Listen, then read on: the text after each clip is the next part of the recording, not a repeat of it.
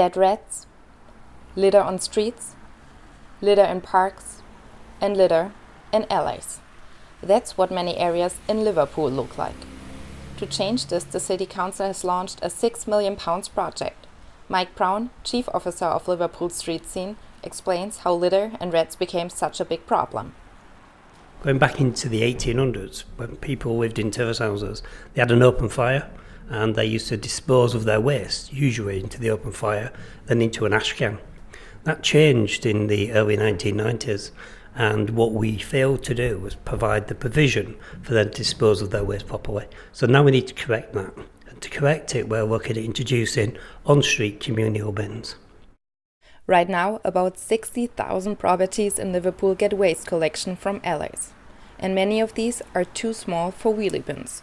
So instead, people just throw their garbage bags outside. Cats and rats rip the bags open. Most of the alleys are in bad conditions. Repairing them is part of the project. Another problem? People just dump litter on the streets, as Veronica Dwyer and Tina Foy from Kensington have noticed. Children coming home from school throwing crisp packets and stuff, and people not cleaning outside their own door and back door. It's people who are coming to and fro. They don't seem to have the same pride in the area. It was lovely years ago. Everyone looked after their own. The entries were spotless, everything. But now it's just a dumping ground for everyone and anyone. They just leave all the rubbish and they don't care. That's why the program also features an education campaign. Project members talk to residents about how they can improve the situation.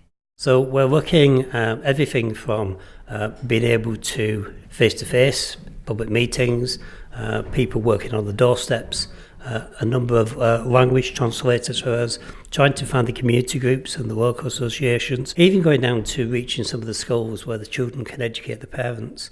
It's important that we try lots of different methods of communication to try to engage with these individuals.